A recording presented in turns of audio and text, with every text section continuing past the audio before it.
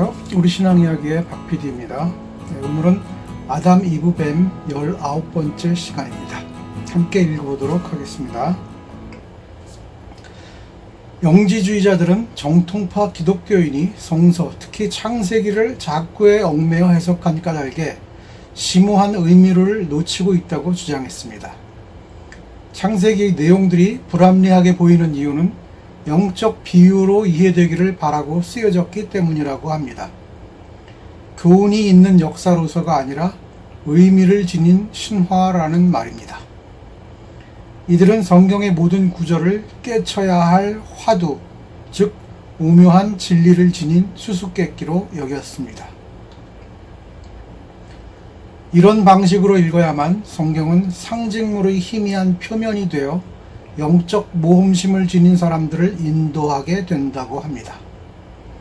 그렇기에 영지주의 기독교인들은 창세기의 의미에 대해 굳이 합의를 구하지 않았으며 창세기 1에서 3장의 의미를 푸가 멜로디 같은 것으로 여겼는데 하나의 멜로디에 맞춰 새로운 변주곡들을 즉흥적으로 지어냈던 것입니다.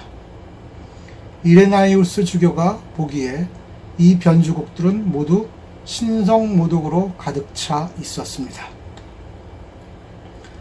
영지주의자들의 이런 해석 방식은 이교도와 유대교 교사들이 처음 고안해냈습니다. 그들은 의미가 모호한 고대 문서를 해독할 때 이런 방식을 사용했습니다.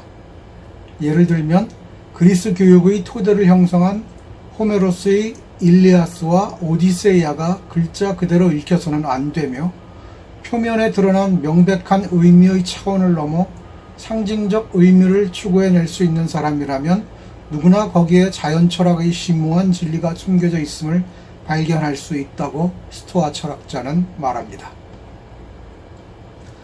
예수와 동시대인이며 부와 학식을 겸비했던 알렉산드리아의 필로를 비롯한 일부 유대교 교사들도 표면 아래에 놓여 있다고 확신하는 심오한 의미를 발견하기 위해 이러한 비유적 해석 방식을 이용했습니다.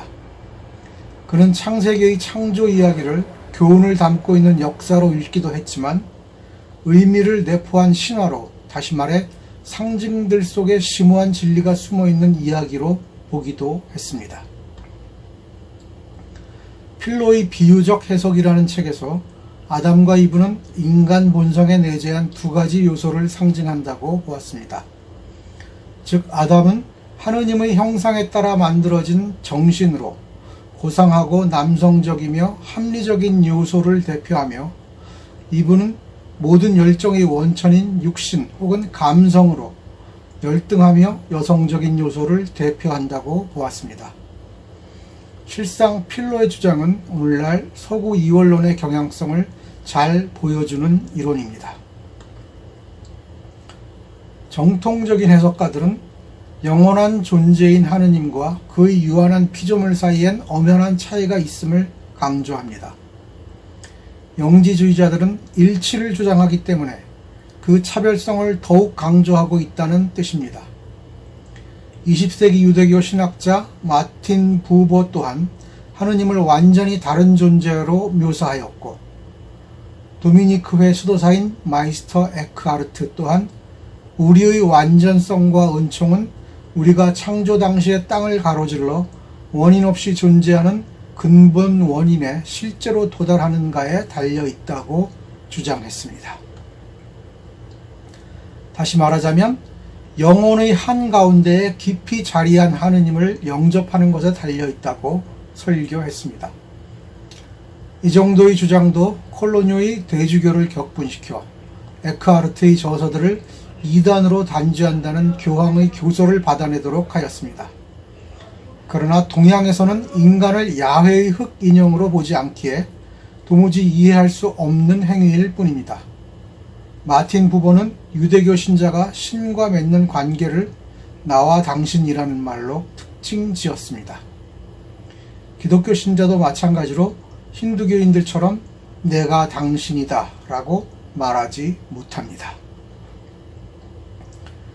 그러나 영지주의자들은 인간 본성 안에 깊이 내재해 있는 신성한 존재는 일상적으로 인식되지는 않을지라도 인간 영혼에 잠재해 있는 영적 존재라는 확신을 힌두교도 및 에크하르트와 함께 공유합니다.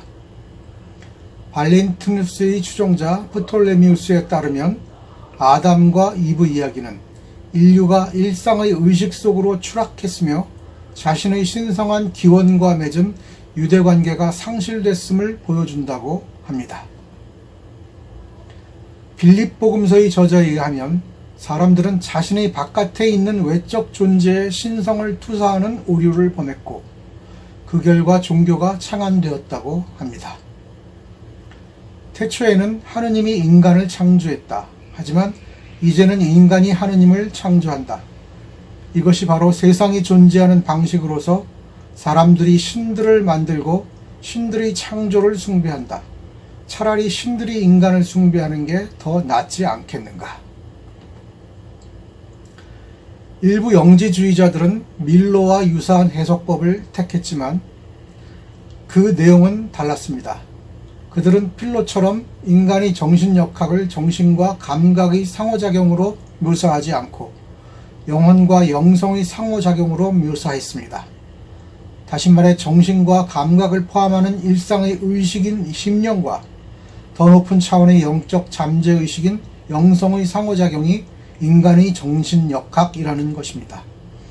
따라서 그들에게 아담과 이브 이야기는 영적 자아 발견의 과정에 참여한 사람의 내면에서 무슨 일이 일어나는지를 설명해 주는 것이었습니다. 영혼에 대한 해석이라 불리는 영지주의 문서의 저자는 이브의 자아 파괴와 회복 과정을 그려내며 이러한 영적 자아의 복원 과정이야말로 아담과 이브의 결혼에 내포된 숨겨진 의미라고 설명했습니다. 대부분의 영지주의 문서들은 이브가 상위의 원리인 영적 자아를 나타내는 반면 아담은 심령을 나타낸다고 적고 있습니다.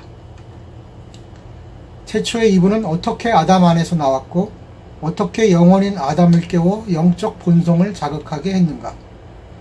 이브는 어떻게 저항에 직면하였고 어떻게 오해와 공격을 받아 그녀가 아닌 다른 존재로 간주되었는가? 어떻게 이브는 마침내 아담과 결혼으로 맺어져 그 영혼과 하나 되어 조화롭게 살게 되었는가? 와 같은 주제들이 영지주의 작가들의 사랑을 받았습니다. 통치자의 실체라는 영지주의 문서에 따르면 이브라는 존재를 처음 알았을 때 아담은 그녀를 결혼 상대가 아니라 영적인 힘으로 바라본다고 주장합니다. 그는 한 발 더 나아가 아담은 창조주에게서 이브의 목소리를 무시하라는 경고를 받았으며 이브가 뱀으로 변신하여 아담 앞에 다시 나타날 때까지 그는 영성을 접할 수 없었다고 말합니다. 유대 전승에 의하면 인류 최초의 여자 릴리트가 있었다고 합니다. 영지주의에서 말하는 이브의 모습은 이 릴리트의 투사로 보입니다.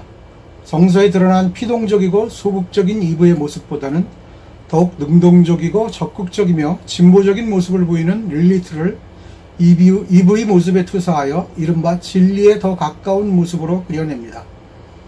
이브의 모습에 당시 여러 제자 중의 하나이면서 끝까지 예수와 함께했던 막달라 마리아의 모습 또한 투영되지 않았나 싶습니다. 성서에서 사장된 그녀의 가르침을 복원하고 싶은 의도가 있지 않았나 싶습니다. 네, 여기까지 아담 이브 뱀 19번째 시간이었습니다. 감사합니다.